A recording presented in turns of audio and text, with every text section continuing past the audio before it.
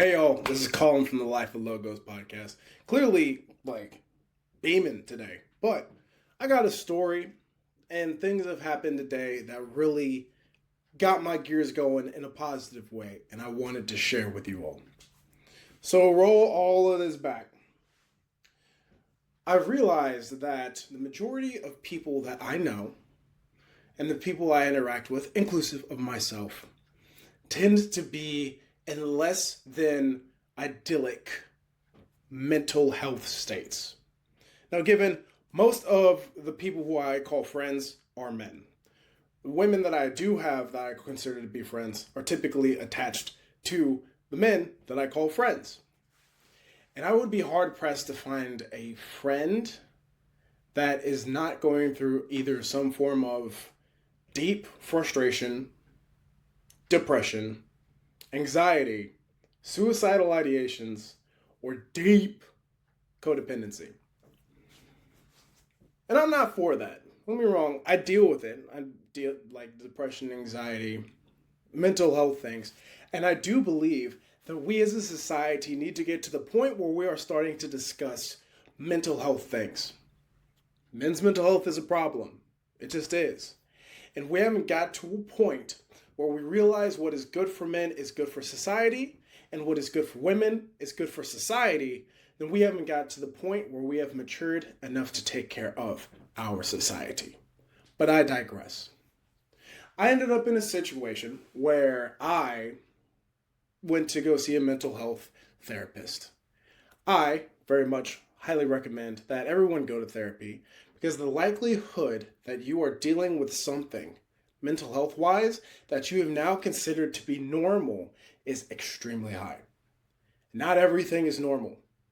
Some things are not good, but we have normalized them because we are in the habit of normalizing dysfunction within our country.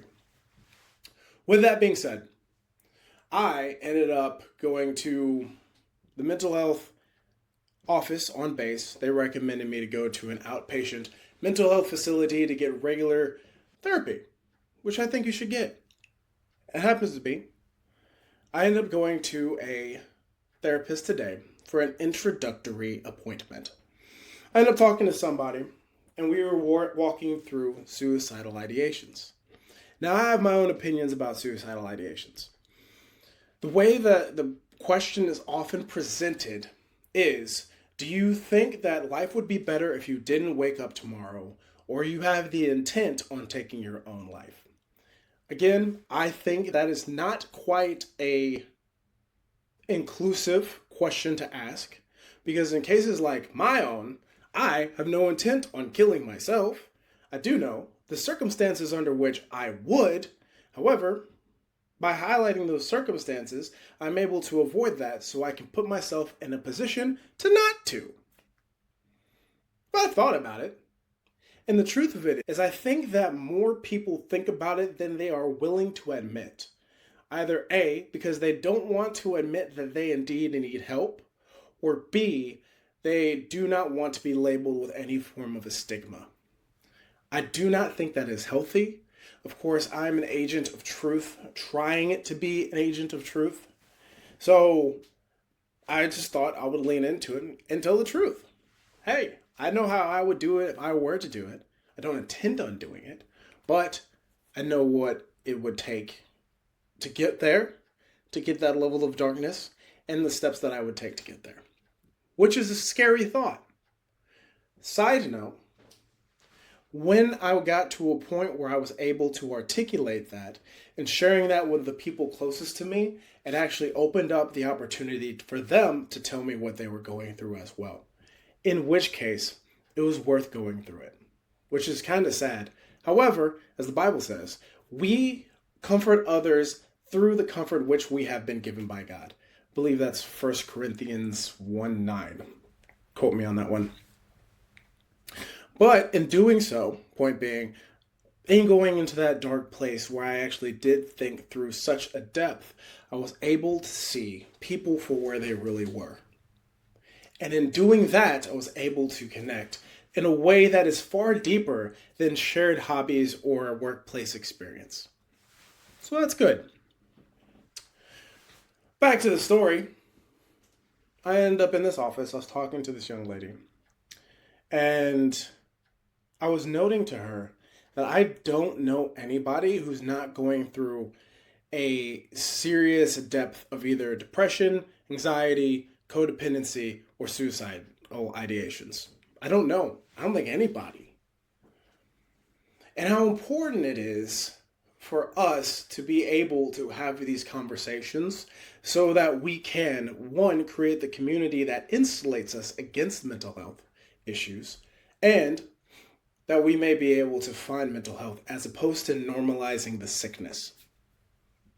During our conversation, she asked me this question: what is it that keeps you going?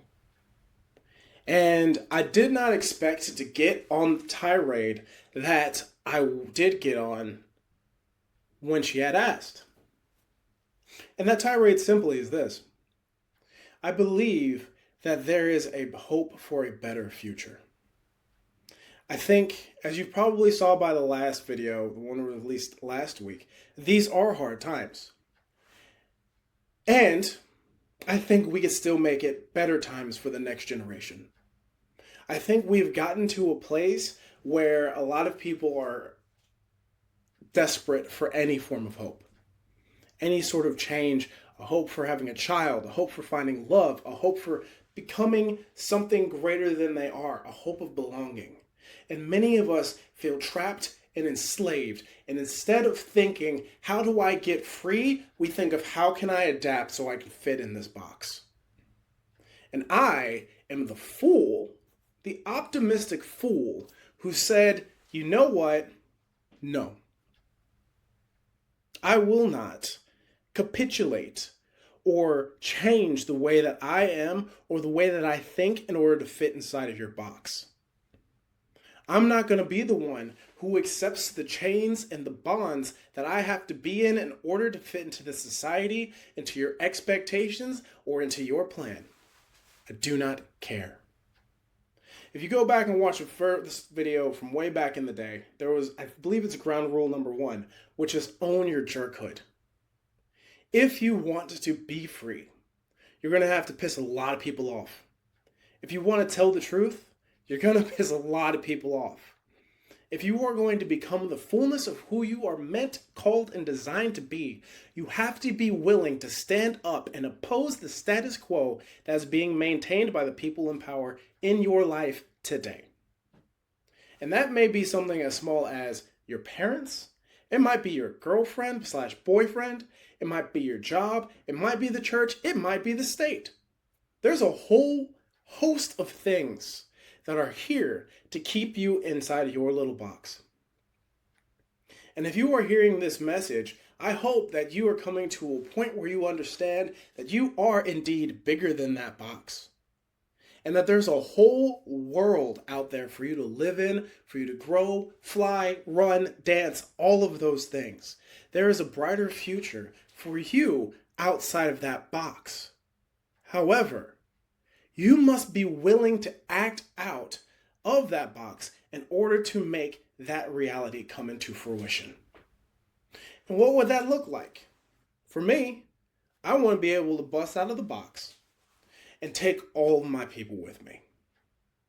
I want the people around me, if they have to work, and ideally, by that I mean my family, kids, wife, ideally they don't, in my personal opinion. But the people who are working in corporations under me should be getting paid enough so they're not feeling like they're stuck. They should be having the health benefits where they don't have to be concerned about what would happen if they were to get into an accident or their families were to get into an accident. I want the people who are in my sphere of influence to think critically, so much so that if they see something, even that in my work or my deliverance or my company that can be improved, that they are willing to come to me and say so. I want everybody, whether it is in my company or around my company, to dream about how the world could be a better place and feel that they have the power and the resources in order to make it the place that is better. I think that they should be able to have positive, constructive discourse to actually decide what is the best thing for our society. I want there to be a society where there's so much beauty. Again, going back to the video where we talked about what beauty is, the parts of reality that are healing to the human soul. While there is so much beauty in the places where we are, the conversations we have, the things we create, the presence in which we carry ourselves, that every time a person interacts with us, they see something is different. That they have a hope for the future. That they can be who they truly are. That they are not being trapped or forced or coerced into being anything other than that which has divinely been put into their lives. As we said in another former video, as I'm making all the references today, the question is not why are we here? The question is why are you here? What is the purpose in your life? Not as what the purpose in living. And we should be able to create enough space for you to be able to answer the former question. Why are you here? And with all of that together, we will be able to look at our children and our families and the families that will come after us to succeed us. And know that we've made a better place for them. And that they can grow. And that they can have freedom. And that they can have choice. And that they can make the world a better place. Far better than I could have alone. This world that we are creating. A world that is safe. A world that has enough resources. A world in which a better future is constantly being brought into reality. One world that is safe for our children is simply a matter of doing. And it is possible. With the right education, it is possible. With a commitment to the right values, it is possible. With enough self-sacrifice of glory, money, power, and any other distraction, it is possible. And it is our opportunity to bring that into fruition. I understand that generations that have come before us were so broken down by this world that they believed that this could never happen. When I was growing up, I was told that you can never fix the problem. And I do not care to fix the problem. I can only care to be a part of the solution. I am the one who sees that. And I encourage you to see that. And anyone else who I influence, I want them to see that. And that is the reason I could never commit suicide. Because if nothing else, I feel divinely appointed to say this, that there is a better intention for this world than the one we are living in. And if that be the case, then I will carry this message until my legs give out from underneath me. I will speak a message of hope until my tongue is cut from my lips. I will live this life until my heartbeat stops, knowing that that is worth it. That there is a life that is better, not only for me, but for you, for our children, and their children. And that is a calling that is compelling enough for me to continue the fight, despite how hard it will be. As the light shines in the darkness, and the darkness will not overcome it.